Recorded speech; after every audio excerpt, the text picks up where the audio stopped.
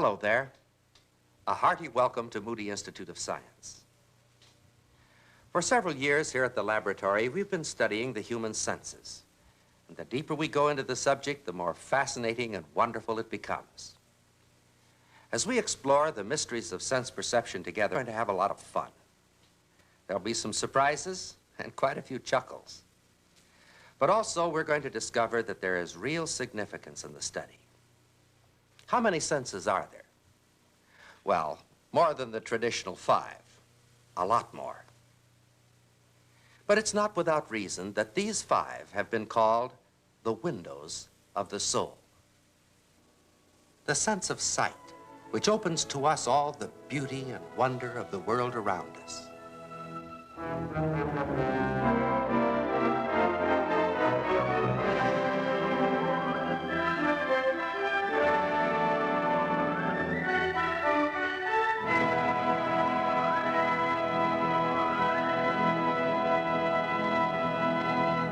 The sense of hearing and the many voices of the world.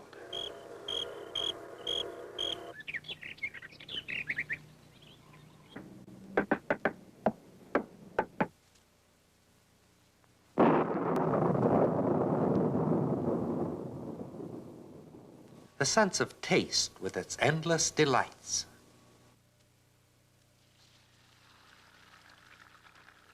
Oh, yes, and that wonderful sense of smell. The sense of touch, with hands both young and old.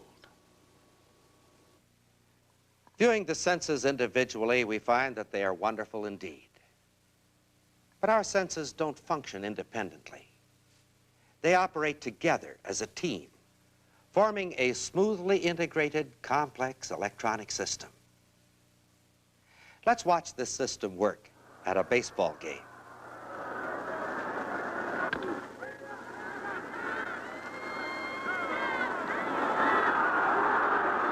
Nice catch. But let's take a closer look at the electronic magic behind that catch. At the instant the ball was hit, countless bits of information were flashed to the outfielder's brain. His eyes told him the angle at which the bat hit the ball and the direction it was starting to travel. His ears told him how squarely and how hard the ball was hit. His sense of touch gave him clues as to wind direction and velocity. And from his memory came thousands of clues gained through past experience. This information was combined to solve a complex problem involving geometry, trigonometry, calculus, and ballistics. And he makes the catch. In a single day of normal activity, it is probable that the sensory system of your body will handle more messages than have been carried by all the telephone and telegraph lines in the whole world during the past 50 years. The human senses are wonderful, and they serve their intended purposes well, but in their ability to perceive the world around us, they are extremely limited. Let's take the sense of sight, for example. Now, our eyes are sensitive to a particular range of frequencies, which we call visible light. But visible light is merely a small part of the electromagnetic spectrum, which includes electric waves, radio waves, infrared, ultraviolet, X-rays, gamma, and cosmic rays. Now, in a very real sense, all of this is light, but nearly all of it is light we cannot see. These frequencies have special meaning for us merely because they are the ones to which our eyes will respond. Now, of course, electric waves and radio waves have different properties because they're different wavelengths. But that same thing is true of any part of the spectrum. Even in the visible spectrum, there are different wavelengths which have different properties. In the electromagnetic spectrum, the longest waves are the electric waves, which commonly supply us with power. Electric waves are some 3,000 miles in length. But as they become shorter and vibrate faster, they gradually merge into radio waves. The longer radio waves we pick up on our standard broadcast receivers. For shorter waves, we have to use shortwave receivers. television sets, various radar systems. But as the waves become shorter and vibrate still faster, we move into the infrared section. These waves cannot be tuned in on our radio or TV sets. Instead, we tune them in on our bodies and call them heat. Wavelengths of invisible infrared light are so close to the longest waves of visible light that often both can be detected at the same time. Moving across the visible spectrum, the waves become shorter and vibrate faster until finally visible violet disappears into invisible ultraviolet, sometimes called black light. Now, ultraviolet rays are too short and vibrate too fast for the human eye to see, but there are ways we can see their effects. Sunburn, for instance, is caused by invisible ultraviolet light. Some minerals can change invisible ultraviolet light into frequencies we can see. Rather ordinary looking, aren't they? Well, now let's shine some invisible ultraviolet light on them. Instantly, they flame into glowing beauty as short waves of invisible ultraviolet light are sent back as longer waves, which we can see. Traveling farther down the spectrum, we come to X-rays. Of course, our eyes are not sensitive to X-ray light, but photographic film is, a fact made use of every day in medical laboratories. So in reality, we who think we see so much are groping around in a world ablaze with glory and wonder and light and color, and we're almost totally blind. Now, does this mean that our sense of sight is any less amazing and wonderful than we had supposed? Not at all. It merely means that the universe around us is infinitely more wonderful than anything of which we've ever dreamed. Now, all of us have heard someone say, "I will not believe in anything that I cannot see with my own two eyes." Well, the very least that you can say about such a person is that he must have a narrow view of the world around him. Yes, our vision certainly is limited.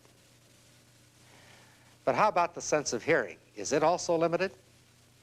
Well, did you ever hear one of these? Quiet, isn't it? No, not really.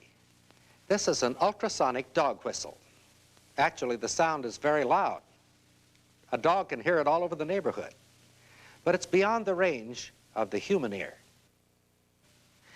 Now, we've built a super high-powered dog whistle. In the science laboratory, it's called a Galton whistle, after Sir Francis Galton, who invented it.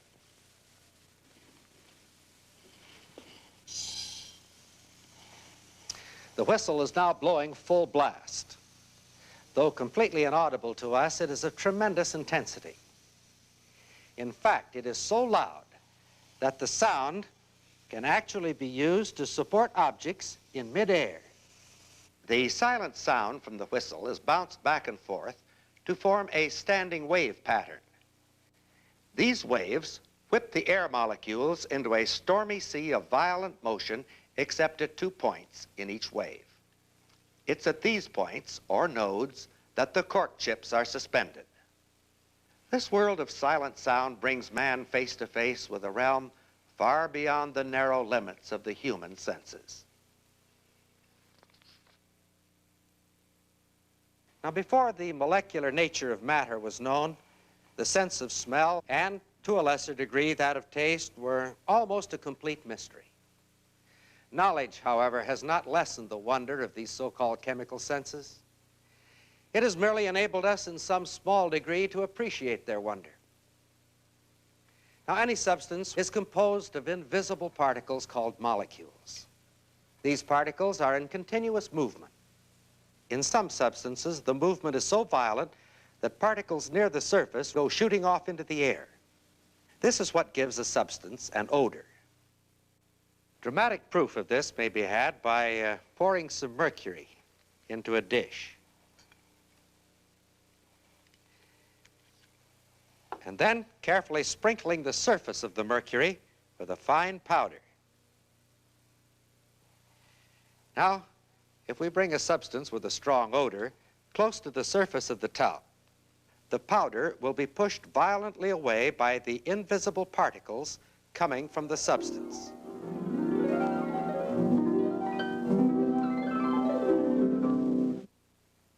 A man has devised instruments so sensitive that they can detect one part of a substance in 10 million parts of air. Your olfactory organs, however, can detect one part in 1,000 million. But compared to that of many animals, man's sense of smell is quite limited.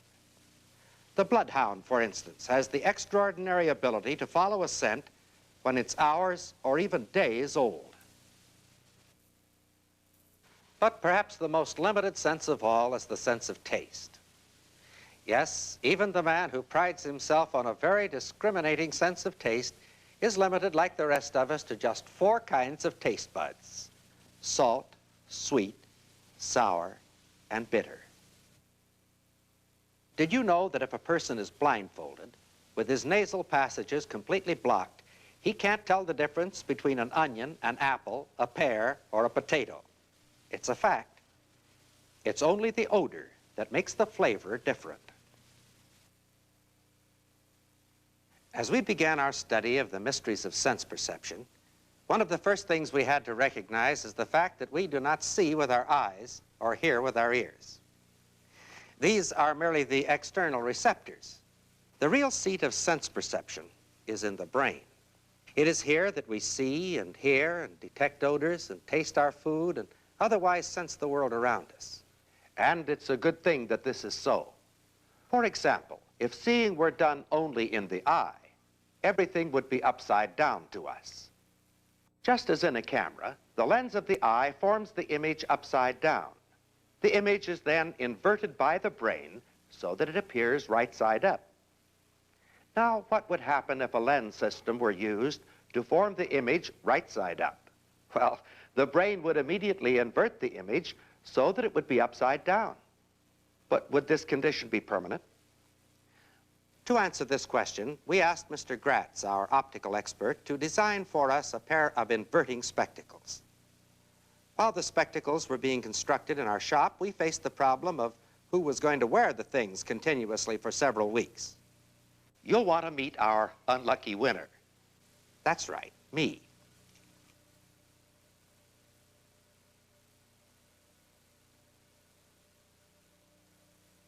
Even from the first, it was possible to walk in this topsy-turvy fashion, but it didn't take long to develop a rollicking case of seasickness. We decided that for your sake as well as ours, we'd better conduct our first test sitting down. However, just sitting down wasn't so easy. Even the simplest tasks were at first impossible. No amount of concentration or effort could overcome the compulsion to reach in the wrong direction. The inverting spectacles had to be worn every waking moment during the entire period of the experiment. Anytime the glasses were removed, the eyes were closed or fully covered. Walking to work upside down was an exhausting experience, but it provided a valuable period of relearning and reorientation. It also caused quite a stir in the neighborhood.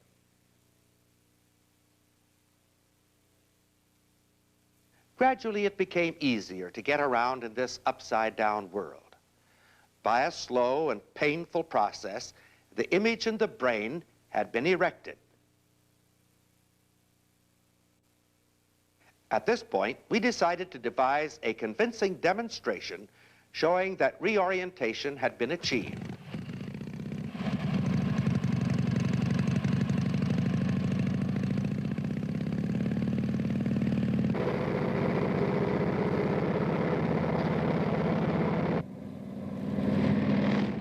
The test with the motorcycle went so well that we decided to extend the experiment to flying an airplane, where visual coordination and depth perception are even more critical.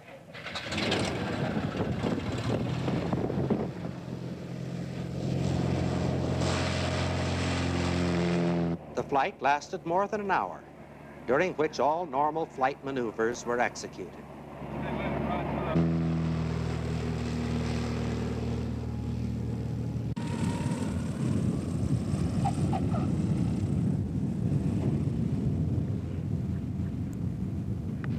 In performing the experiment with the inverting spectacles, we became very much aware of how important it is that seeing is done in the brain, not just in the eye.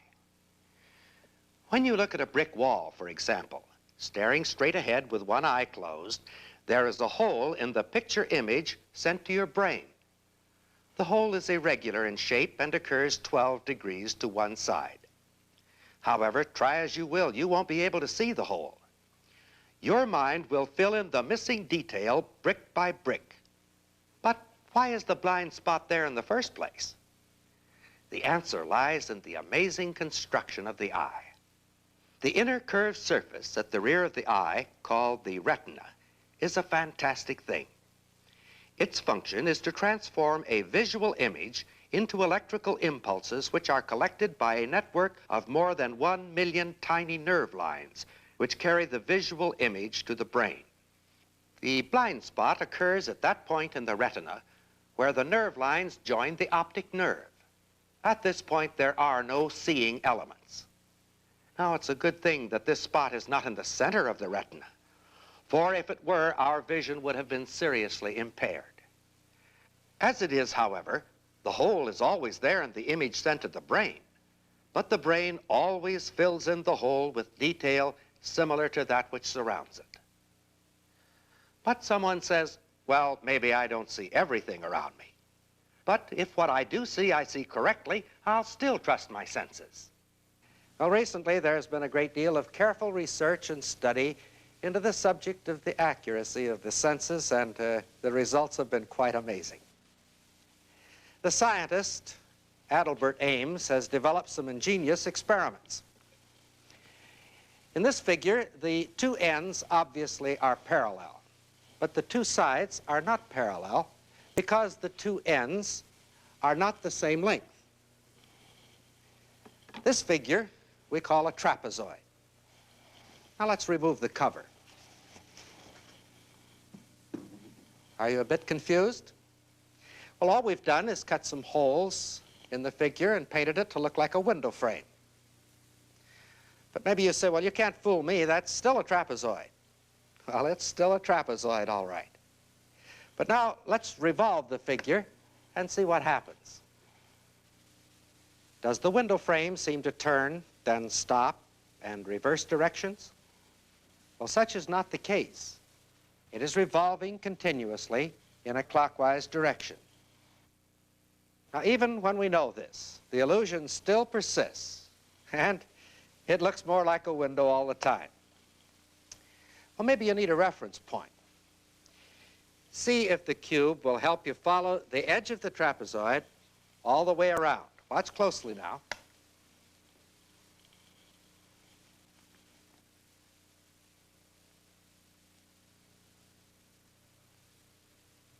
Doesn't help a bit, does it? Not only does the trapezoid still oscillate back and forth, but the cube actually seems to take off and go floating through space. Now, it doesn't, of course. Actually, the cube has been firmly attached to the edge of the figure all the time.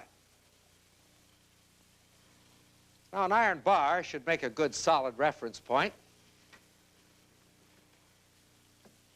Let's see what happens now when we rotate the window.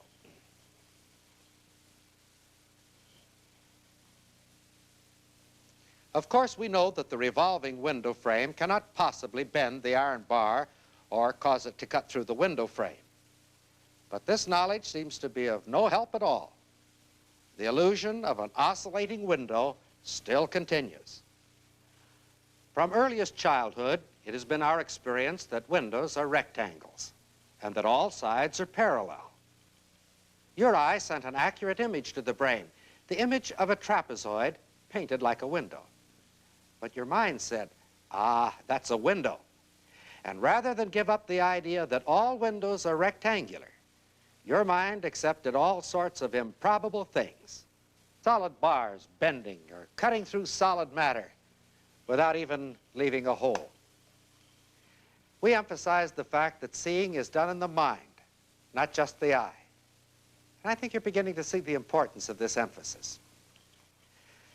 But Irwin A had some other experiments which were most revealing. Now, as I step into this room, it should be quite obvious that something is wrong, but can you figure out what it is? Your mind may tell you that I have grown smaller. Of course, you know that that really isn't true. Your eyes, however, are telling you the truth. They're telling you that the floor is tilted up, that the ceiling is tilted down, that the walls are badly distorted, that the windows would be almost impossible to make drapes for them. Yes, your eye is telling you all this, but your mind simply refuses to believe it. But maybe this will help. Imagine all of this without benefit of vitamins. But it also works the other way, too. Now, if you'll just step back a bit, you'll see the real cause of the trouble. It's quite obvious at this distance, isn't it? Sloping floor, tilted ceiling, distorted walls. But since you understand this, you shouldn't have a bit of trouble from now on, should you? Or should you? In this house, faces at the window seem to come in assorted sizes, don't they? But there's nothing wrong with the faces. It's those windows and what they're doing to your brain, remember? A small one and a tall one. Let's see if we can even things out a bit.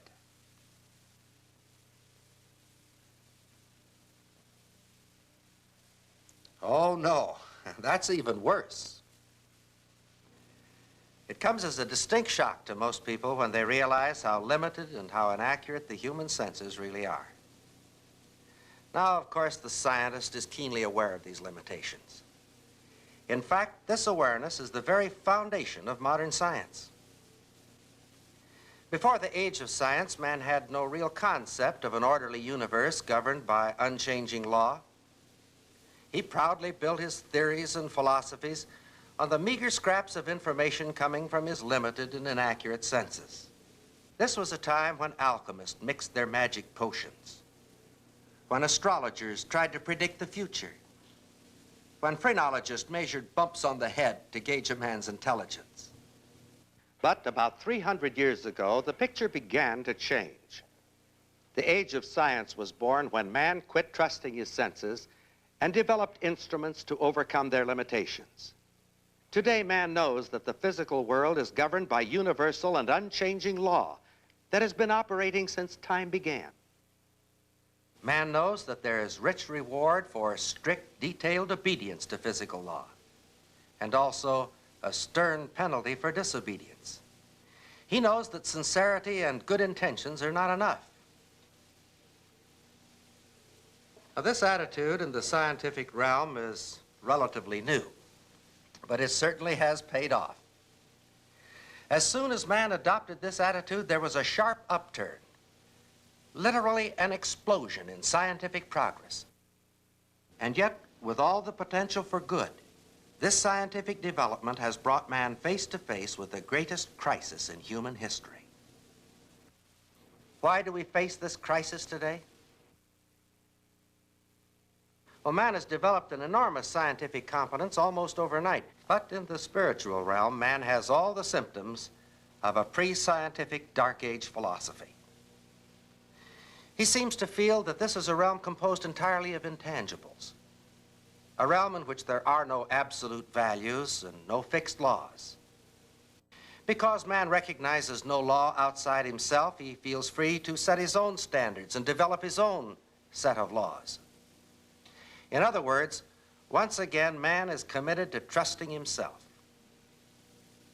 He feels free to build his own theories and philosophies purely on the meager scraps of information coming from his senses, which in this realm are even more limited and unreliable. How often today we hear someone say, "Well, I have my own religious philosophy." Can you imagine a chemist saying, "I have my own table of atomic weights"? He'd blow his head off in 10 minutes. Such an attitude applied to the physical realm is obviously ridiculous. But is it any less ridiculous when applied to a realm that is far more critically important? Now, if in the physical realm there are absolute values and fixed laws, is it not logical to assume that there is also a master plan in the moral and spiritual realm? And if we dedicate ourselves to obedience to that plan, can we not expect a similar explosive result? But now, the important question. Where can we find these absolute and unchanging moral and spiritual laws? Well, we can find a partial answer in nature. For after all, spiritual laws have a counterpart or parallel in physical law. The law of cause and effect, for example, operates in both realms. History is also a source of information, for the history of mankind is but a record of the inexorable operation of these laws. In the history of nations and in the lives of individuals, we see the result of obedience to God's laws, and also the tragic consequences of disobedience. And then we have this book, the Bible, the Word of God to man. Wherever it has been loved and believed, it has transformed lives and even altered the course of history. But how can we know that this is the law of God? Well, this is a beautiful opportunity to put the scientific method to work. Put these laws to the rigorous test of personal experience in your own life. And what result shall we expect? An explosive change. A change so complete that the words salvation, conversion, and born again will take on a wonderful new and personal meaning.